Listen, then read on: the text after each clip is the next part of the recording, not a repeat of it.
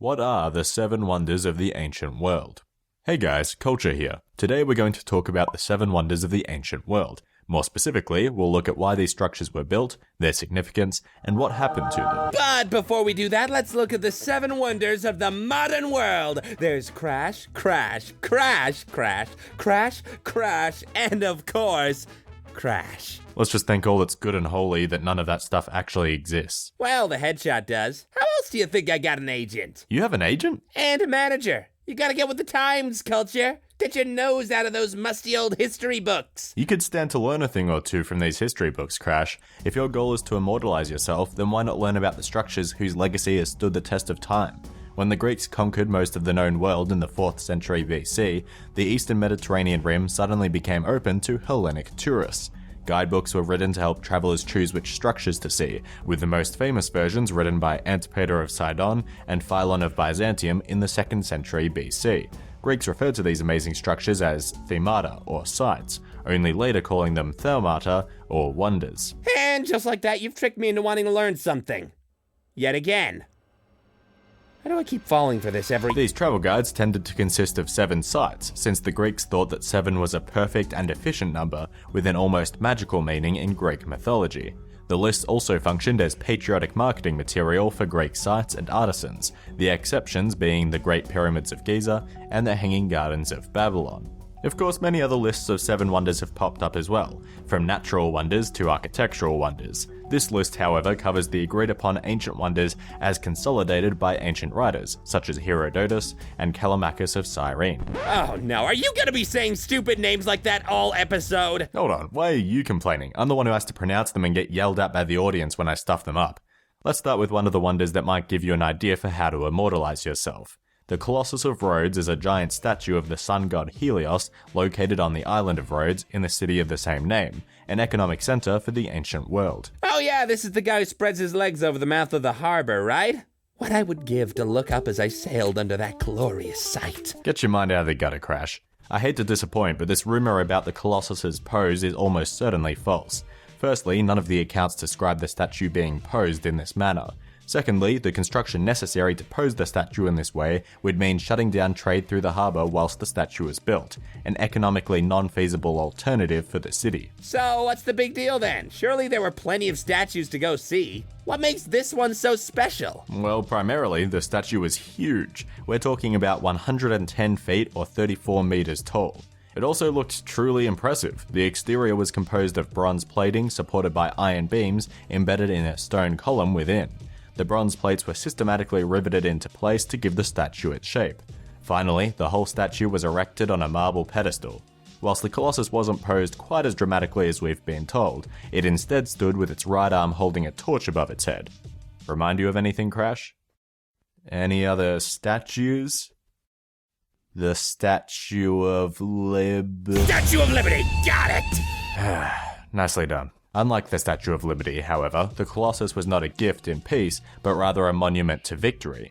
Following Alexander the Great's death, 3 of his generals fought for control of the kingdom that he had established.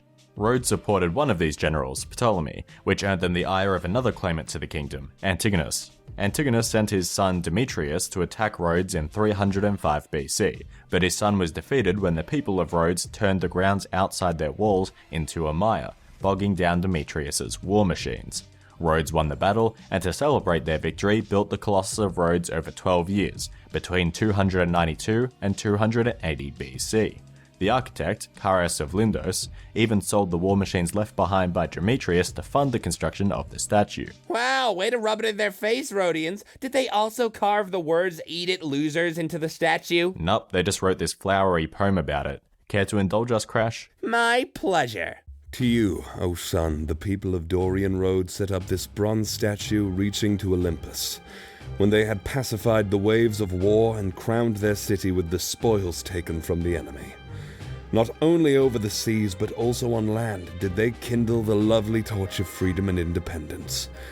For to the descendants of Heracles belongs dominion over sea and land. Culture, you all right, buddy? Right. Moving on. The statue stood for 54 years before it was shaken apart by an earthquake in 226 BC.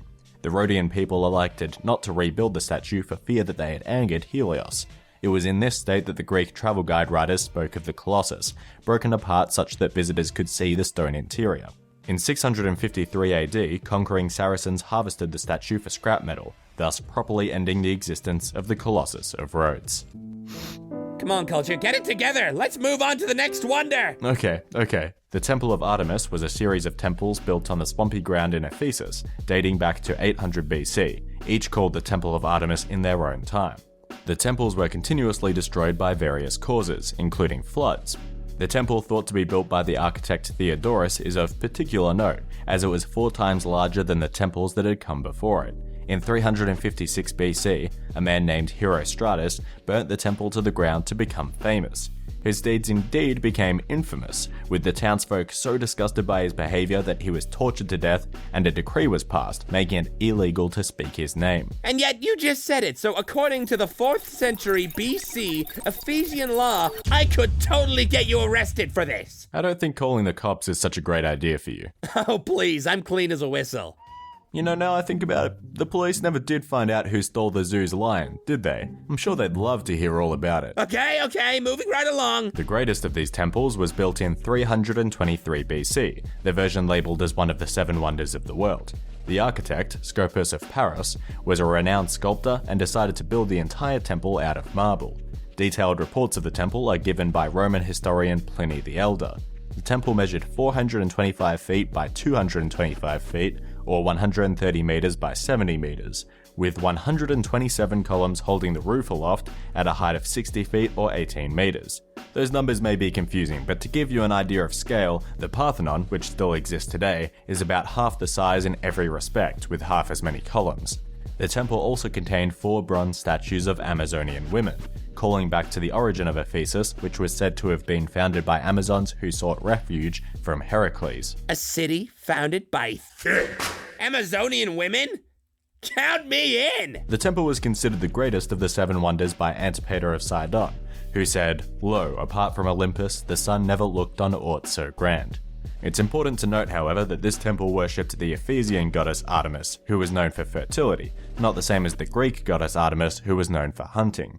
One story tells of Alexander the Great visiting in 333 BC.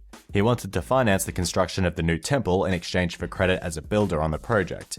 The Ephesians didn't want his name on the temple, however, so they tactfully responded, "It is not fitting that one god should build a temple for another god." How true. It's like when you asked me to make you a sandwich. Why should one god make a sandwich for another? Another god? No, never mind! The great Temple of Artemis was eventually destroyed by followers of the brand new religion at the time, Christianity. In 268 AD, a raid by the Goths destroyed the temple. And no, not that type of Goth. Despite being rebuilt, the temple was closed once again in 391 AD by the new Roman Emperor Theodosius the Great, when he made Christianity the new state religion. A Christian mob destroyed this final iteration of the temple in 401 AD, and the marble was used to construct other buildings. The prosperous port town of Ephesus eventually degraded into a swampy village as silt from the river entered the bay and separated the city from trade routes. The present-day site is just a grassy patch of land, with a single column reconstructed there to remind tourists of what once was. Jeez, why do all these monuments have such sad ends? You spend your whole life building temples to gods, and in the end they just get destroyed anyway. Maybe this next entry will shine some light on the issue. The lighthouse at Alexandria. Wow, that was a bad segue, even by my standards. As I was saying, the lighthouse at Alexandria is also known as Pharos, named after the specific island it was built upon. That's why the French word for lighthouse is phare. Out of the ancient wonders, the Pharos at Alexandria doesn't sound that impressive. However, this isn't your standard lighthouse. The Pharos consisted of 3 layers. The bottom layer was a square-shaped tower accessed via a ramp. The middle layer was 8-sided, and the top layer was a cylinder with an open cupola housing a raging fire within. A large mirror at the top reflected sunlight during the day to catch the eye of ships. A fire was instead lit at night. Finally, a statue of Poseidon was positioned atop the tower. All up, the Pharos was said to be about 450 feet or 140 meters tall. That lighthouse Pharos sounds kind of distracting. Imagine how many ships crashed because they were looking at the Pharos instead of where they were going. It'd be like if air control towers had massive TV screens on them. Whose idea was it to build this thing? Well, Alexander the Great pops up in this story as well. Alexander the Great founded the city of Alexandria in Egypt in 332 BC. The city was designed with the intention of becoming a port city that would withstand changes in the river's topography. As such, special canals were created to link Alexandria with both the Nile River and the Mediterranean Sea, allowing for 2 different trade routes. This busy port town required a way to guide ships in the night, and so the ruler of Egypt, Ptolemy, approves construction of a lighthouse in 290 BC. The Pharos came to be the first lighthouse in the world, and the tallest building in existence at the time. Where does this guy get off calling himself the Great? It doesn't get more arrogant than that! At the start of the episode, you literally envisioned yourself as a constellation in the night sky. That's confidence, not arrogance. One of these days, the stars themselves will bend to my will. One of these days. Speaking of making a mark on the world, Ptolemy II, the ruler of Egypt at the time of the Pharos' construction, wanted his name carved into the lighthouse. However, he forbade the Pharos' designer, Sostratos of Knidos, from carving his own name. To get around this, Sostratus inscribed the words, "Sostratos, son of Desiphines of Knidos, on behalf of all mariners to the saviour gods," into the foundation for the Pharos, whilst inscribing Ptolemy II's name into the plaster on top. This wore away over the years, finally revealing Sostratus' message. It's amazing how after all these years, we only know people's names because they lied and tricked their way to putting their names on stuff. It just goes to show you that the more you deceive people, the greater your legacy will be. I'm not sure that's such a great message for the audience at home. But I will say that Sostratus of Knidos knew his stuff, because the Pharos weathered many natural events, including a tsunami in 365 AD and an earthquake in 956 AD. Unfortunately, both of these events took their toll, and an earthquake in 1303 AD finally toppled the tower. In 1480 AD, the stone and other materials from the lighthouse's rubble were used to build the citadel of Qaitbay on the lighthouse foundation platform, a structure which still exists today. The parts of the Pharos that collapsed into the water, however, can still be visited by scuba diving as an underwater archaeological park. This is all well and good, but I want my legacy to stand the test of time, culture.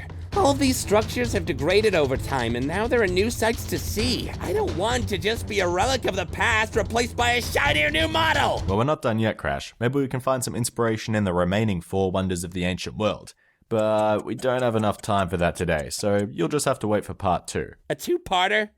Really, culture? I thought you were better than that. Apparently not. See you guys next week. If you enjoy what we do here at CultureCrash, please consider supporting the show via our Patreon, where we have a bunch of awesome rewards, or by checking out our online store. All links are in the description below.